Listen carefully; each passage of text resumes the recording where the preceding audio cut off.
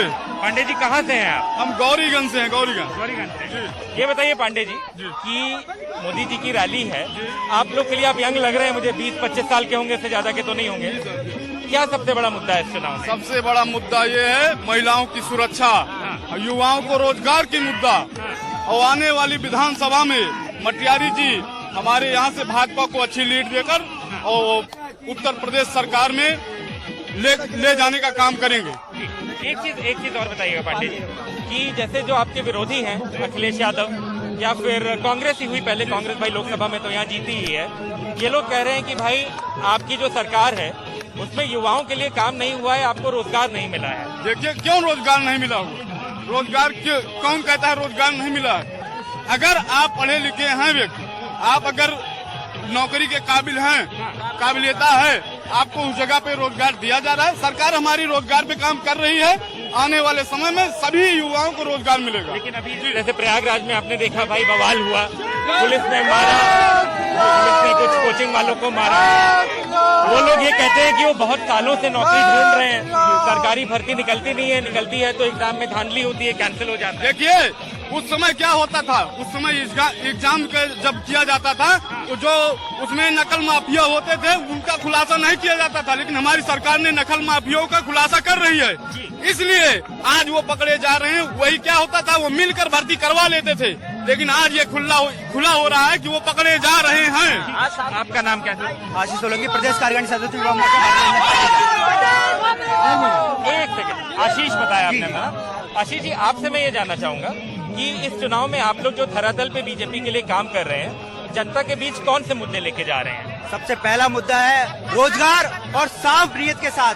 हम लोग साफ नीयत और साफ अपनी जो इच्छा शक्ति है, दृढ़ शक्ति है, हम चाहते हैं कि जो विकास वो माननीय योगी जी ने किया है, 5 लाख सरकारी नौकरियां हो, चाहे उज्ज्वला योजना के तहत गरीब महिलाओं को सिलेंडर हो, तमाम ऐसी योजना अगर मैं अभी बताना शुरू करूं, सुबह से लेकर शाम हो जाए, इतना विकास किया माननीय मोदी जी ने। एक चीज जानना चाहूंगा आशीष, देखिए जैसे आप युवा हैं, आपसे मैंने पूछा, आपने उज्ज्वला की बात की, रोजगार की बात की, विकास की बात की, लेकिन आपके जो बड़े नेता हैं, चाहे योगी जी हों, चाहे प्रधानमंत्री जी हों, जब वो स्पीच दे रहे हैं खासकर पिछले 1-2 हफ्ते में, तो 80-20 की बात हो रही है, जिन्ना की बात हो रही है।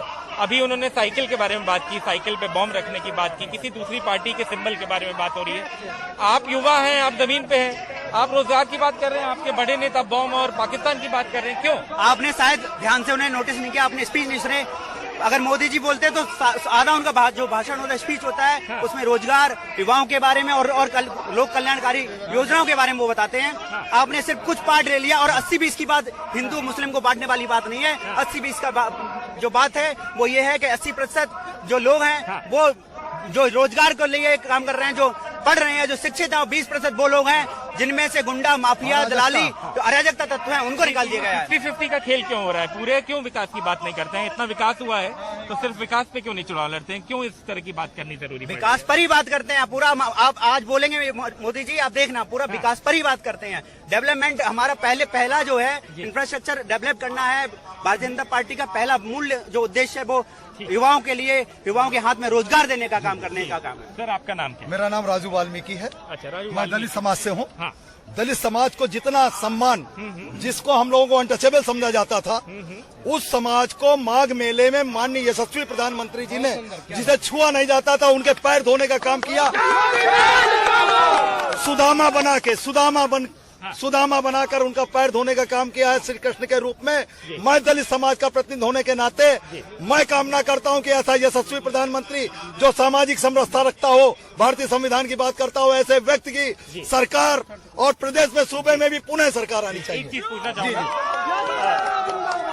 जैसे वाल्मीकि जी आपने कहा कि प्रधानमंत्री जी ने किया, हम भी थे वहाँ, हमने देखा कि ये हुआ, एकदम सही बात है। लेकिन कुछ लोग जैसे जो विरोधी हैं वो ये कहते हैं कि देखिए टीवी के लिए कोई विजुअल क्रिएट कर देना दूसरी बात है और धरातल पे किसी की जिंदगी में फर्क लाना दूसरी बात है, तो इस पे आप क्या कहेंगे? मेरा यही कहना है कि जो लोग कहते हैं, विरोधी ये कहता है कि टीवी फुटेज के लिए उन्होंने ये किया है, तो यू कैन डू इट। मैं विरोधियों को चैलेंज करता हूँ, आप भी आइए, आप भी सुदामा बनिए, आपका स्वागत है।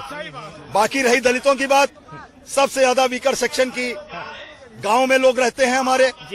गांव में रहने के बाद प्रधानमंत्री जी ने उनको छतें देने का काम किया। उनकी बहनें बेटियां हमारी जाती थी, जिस तरह आपको मनीषा का कांड मालूम है, वो अगर शौचालय अगर उसके यहाँ बना होता तो वो लड़की वहां ना जाती। मगर हुआ क्या है कि जो विरोधी दल का प्रधान होता है वो क्या करता है, हमारी योजनाओं का लाभ उन गरीबों और वंचितों तक नहीं जाने देता है। ये सीन मैंने अभी अभी देखा है।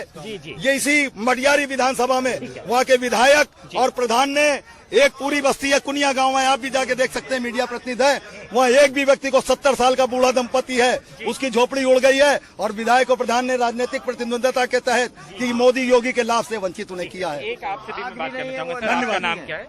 मेरा नाम है वंदे मातरम, शैलेंद्र कुमार शर्मा, कानपुर से हूँ। कानपुर से आए हैं आप। शैलेंद्र जी, ये बताइएगा कि जैसे ये सज्जन वाल्मीकि जी अभी लॉ एंड ऑर्डर की बात कर रहे थे, तो एक चीज मैं आपसे पूछना चाहूंगा, जैसे योगी जी हैं वो कहते हैं कि उनके टाइम में लॉ एंड ऑर्डर बहुत सही था, कुछ जो उनके विरोधी हैं और हम लोग भी ये कहते हैं जैसे मान लीजिए जो बड़ी चीजें हुई उनके टाइम में, जैसे हाथरस का मुद्दा हुआ, उनके खुद के विधायक थे कुलदीप सिंह सेंगर, उनका रेप साबित हुआ, वो जेल में है।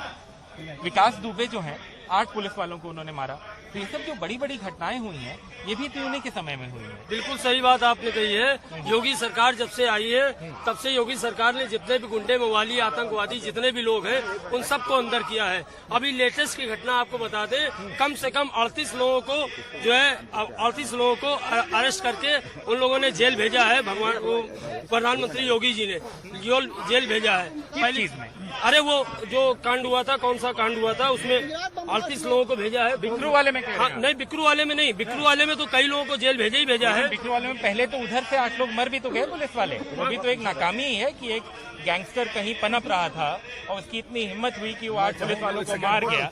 क्या कहेंगे आप इसके बारे में? आप इनसे पूछ लेते हो, आप तो बोल ही चुके हैं, बताइए। सर मैं सेना से हूँ। हाँ बताइए, आपका नाम? इसलिए आया हूँ, मैं मेठी रहने वाला हूँ, अभिषेक कुमार पांडे हमारा नाम है। जी पांडे जी।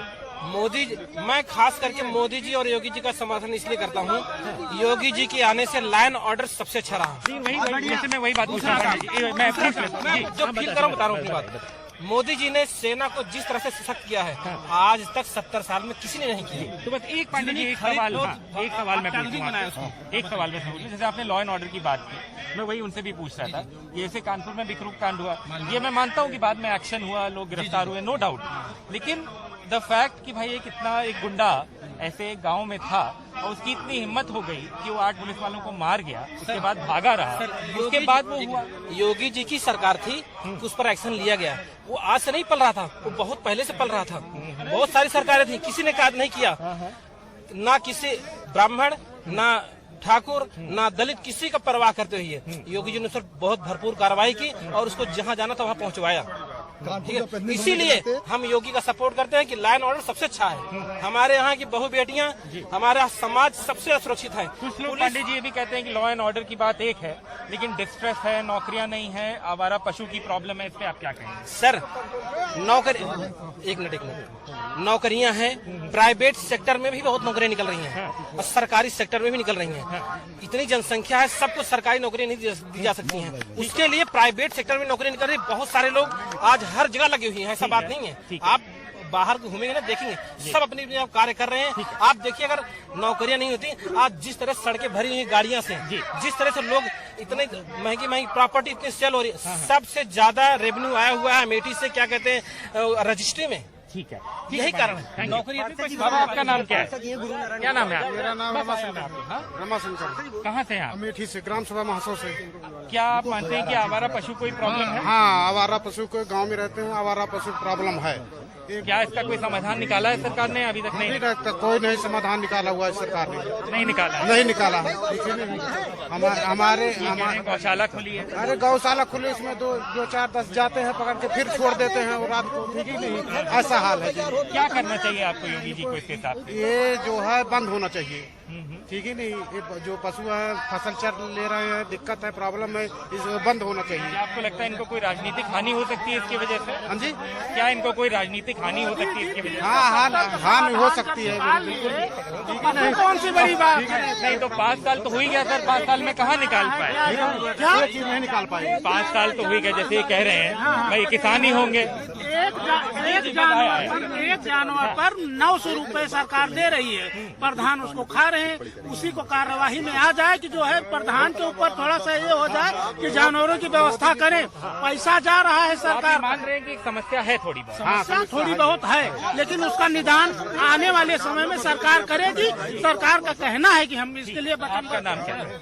मैं गुरु नारायण गुप्ता नाम है मेरा। जी गुप्ता जी, जैसे ये कह रहे हैं कि भाई आवारा पशु का समस्या भी है और राजनीतिक हानि भी हो सकती है इसकी वजह से। आप ही के बगल में खड़े हैं, बीजेपी के सपोर्टर होंगे, इसीलिए रैली में आए होंगे, क्या कहेंगे आप? लेकिन इनके साथ में इन्होंने एक बात ये भी कही कि सरकार ग्राम प्रधानों को पशुओं के संरक्षण के लिए 900 रुपए महीने दे रही है।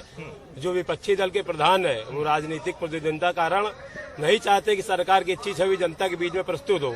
इस वजह से वो लोग इस, जैसे कि अभी चाचा ने भी बताया कि किसी कोनिया गांव में वहां पर प्रधान और विधायक जनता को सरकार की योजना को लाभ नहीं मिलने दे रहे हैं। एक गांव की बात हुई, लेकिन ये तो पूरा राज्य का मुद्दा है ना सर, कि जैसे हर जगह लोग कह रहे हैं कि आवारा पशु की प्रॉब्लम। आवारा पशु प्रॉब्लम है, लेकिन सरकार उनके संरक्षण के लिए पैसे दे रही है। बस वहाँ पर गौशालाओं के लिए संरक्षण के पैसे दे रही है। वहाँ की स्थानीय ग्राम प्रधान की मिली भगत के कारण हो सकता है कहीं पर कुछ अव्यवस्थाएं हो। और कामों को भी देखिए, आपको केवल यही पशु दिखता है। सरकार जो है, एक मिनट, सरकार भाजपा हमेशा अंत्योदय पर काम करती है, समाज में खड़े हुए अंतिम व्यक्ति को आगे बढ़ाने के लिए काम करती है। आज जितने भी आवास बट रहे, अभी 80 लाख आवास जो है माननीय मोदी जी ने किया, ये किसके लिए है? समाज में खड़े हुए अंतिम पायदान पर जो व्यक्ति है उसके लिए है। और ये मात्र 1 साल का है। ठीक है।